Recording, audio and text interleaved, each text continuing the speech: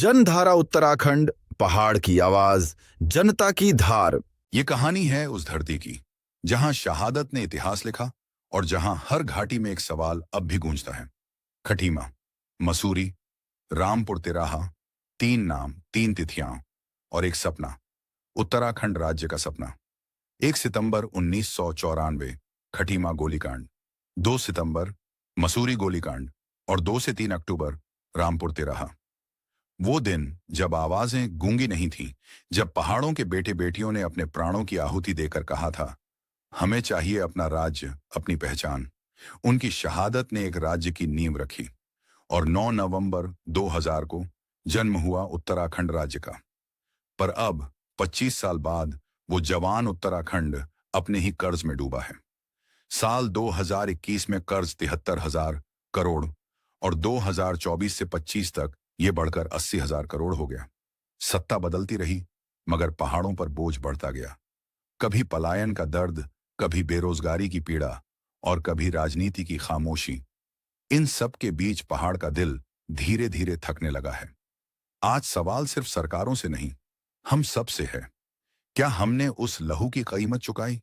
क्या हमने उन शहीदों की विरासत को संभाला? क्योंकि सवाल अब यही है, गर्दन पर किसका पाप वीर तुम ढोते हो, अपने लहू से किसका कलंक तुम धोते हो?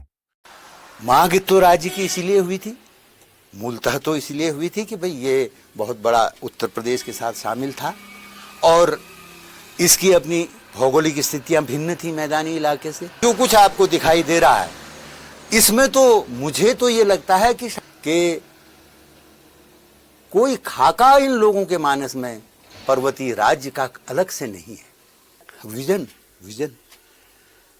जो नियंता लोग जो हैं, जिन्होंने प्रदेश चलाना है, जब तक उनके पास विजन नहीं होगा, कोई स्पष्ट दृष्टि नहीं होगी, संसाधनों से कोई इलाका संपन्न होने भर से संपन्न नहीं हो जाता ना।